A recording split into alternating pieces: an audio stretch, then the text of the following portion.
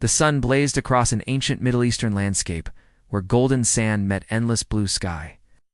The heat shimmered off the surface of a still lake, disturbing the tranquility of a small village nestled nearby. But for one man, peace was not found in the tranquil lake or the vast sky.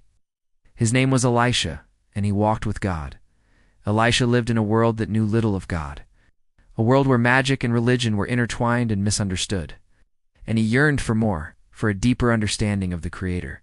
One day word spread through the village of a wise teacher who had come to a nearby town. He performed miracles, healed the sick, and spoke with the wisdom of ages. Intrigued and hopeful, Elisha decided to find this teacher. He set out on a journey, walking barefoot across the baking desert sands, towards the town where the teacher resided. The sun beat down on him, but Elisha did not falter. With every step, his faith grew. Reaching the town, he saw crowds gathered around a man who stood before them, radiating light and serenity. This was the teacher, the one spoken of in hushed tones by the villagers. As Elisha drew closer, he heard the teacher speak. "God is good," the teacher said, his voice resonating with power, "and he desires a relationship with each of you." Elisha's heart skipped a beat. Could this be the answer he sought? Could this man lead him closer to the Creator? With renewed determination, Elisha pushed through the crowd, eager to meet the teacher and learn from his wisdom. Amidst the clamor of the crowd, Elisha managed to approach the teacher. Kneeling down, he looked up at the man with earnest eyes. "Master," he asked, his voice filled with reverence, "I have come from afar, drawn by your wisdom and the miracles I have heard you perform. I am but a simple man, a man of deep faith, seeking to draw closer to the Creator. Can you help me?" The teacher's gaze, as deep and serene as the night sky, met Elisha's. A gentle smile touched his lips. "Your faith is commendable, Elisha," he began, his voice a soothing balm in the chaos. "But know that you are already close to the Creator. You just need to understand how." Touched by the teacher's words, Elisha felt a warmth spread through him. Hope blossomed like a desert flower after a rare rainfall. He spent the next few days with the teacher, learning from his teachings and observing his miracles. He watched as the teacher fed thousands from a few loaves of bread and fishes, as he healed the blind and the lame, as he calmed the stormy seas. Each miracle was a testament to the divine power that resided within the teacher. Yet it was the teacher's calm amidst the chaos, his serenity in the face of adulation, that truly captivated Elisha. It was as if the noise and frenzy of the crowds did not reach him, as if their cheers and astonishment were but a distant echo. In the teacher's eyes, Elisha saw a depth of understanding that transcended the physical world, connection to something greater that he yearned for.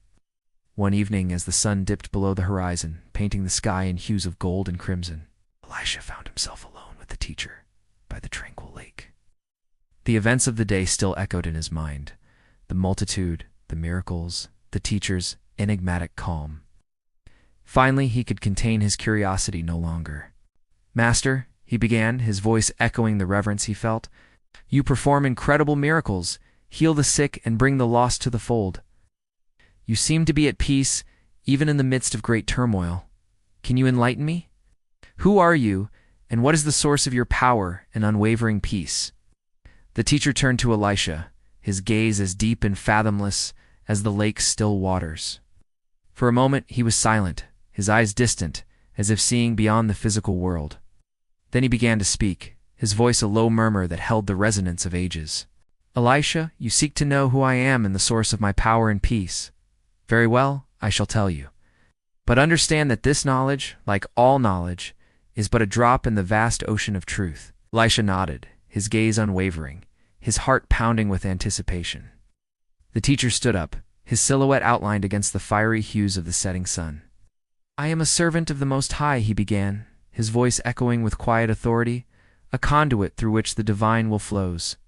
My miracles are not mine, but His. The power you see is His power made manifest through me. As for my peace, it is born of knowing that I am but a humble servant, a vessel through which the divine light shines. My peace comes from knowing that I am not the light, but only reflect it." Elisha absorbed these words, realizing that he had merely scratched the surface of the infinite depths of his teacher's wisdom. Yet a seed had been planted, a seed that would grow into an unshakable belief. The next morning, the sun rose over the horizon, casting its golden light over the village. Elisha woke up, filled with a newfound purpose. He thanked the teacher for his guidance and the miracles he had witnessed, and he set out on his journey back home. But Elisha was no longer the same. He carried within him the light of understanding, the peace of faith, and the memory of miracles. As he walked, he began to share his experiences with everyone he met, telling them about the teacher by the lake and the miracles he had seen. At first, some dismissed his tales as the ramblings of a fanatic, but others listened, intrigued by his fervor. Elisha's journey took him far beyond his village, across rolling hills and through bustling cities. He walked barefoot, his simple robes flowing in the wind, his eyes shining with an inner light. Everywhere he went, he shared his faith, planting seeds of belief that took root in fertile hearts. Years passed, turning into decades. Elisha, now old and gray, continued his mission, his steps slowing but his spirit unwavering. Witnessed the birth of new faiths, saw the rise and fall of empires, yet he remained steadfast in his belief. One day, as he walked along a winding path, the sun setting behind him, casting long shadows around him, he felt a sense of peace wash over him. His journey, though long and arduous, had brought him full circle. He closed his eyes, a serene smile touching his lips. He had traveled the world, sharing his faith, and now it was time to rest. Elisha's story echoes through the ages, a testament to the power of faith and the enduring spirit of one man's journey to find and share the light.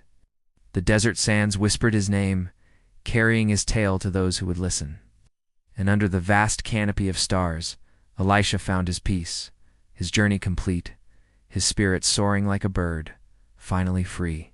In the quiet of the desert night, beneath the watchful gaze of a million stars, Elisha's story finds its final chapter. His body, weary from a lifetime of journeys, finally succumbs to the call of rest. But his spirit knows no bounds. When the sun rises the next morning, painting the desert in hues of gold and rose, the villagers find Elisha's body by the lake. There is no sorrow, only acceptance. They gather to share stories of his life, his faith, and the miracles they've witnessed because of him. Among them is the teacher by the lake. He stands quietly, a figure of calm amidst the murmurs, his presence a silent comfort. When the time comes for Elisha to be laid to rest, the teacher steps forward. With a gentle touch, he covers Elisha's body with the finest linen, his movements precise, almost ritualistic. As the body is lowered into the grave, the teacher speaks, his voice a low, resonant timbre that carries the weight of ages. Elisha has run his race with faith and has won the prize, he says, his gaze fixed on the spot where Elisha's body lies. Go now, my brother, into the presence of the Creator. You have been faithful here on earth, and your reward awaits you in the realms above. A hush falls over the crowd as they absorb the teacher's words. Some weep, others nod, their faces etched with understanding. The teacher then turns to the assembled villagers, his gaze sweeping over their upturned faces. Let us give thanks to God for the life of Elisha, a life lived in service of the divine, he says, raising his hands in a gesture of gratitude. And let us remember his words, his deeds, and the faith that burned brightly within him until his last breath. As the villagers disperse, each carrying their memories and lessons learned from Elisha, the teacher remains by the graveside. He sits quietly for a while, lost in thought, before rising to leave. As he walks away, his steps are slow, his shoulders stooped. Yet there is a lightness in his gait, a serenity in his bearing that speaks of peace. And so ends the story of Elisha, a man of deep faith who walked with God, who sought wisdom and shared it, who witnessed miracles and believed. His journey continues in the hearts of those he touched, in the lives he transformed, and in the faith he inspired. And the desert, with its vast expanse and timeless wisdom, keeps watch over it all.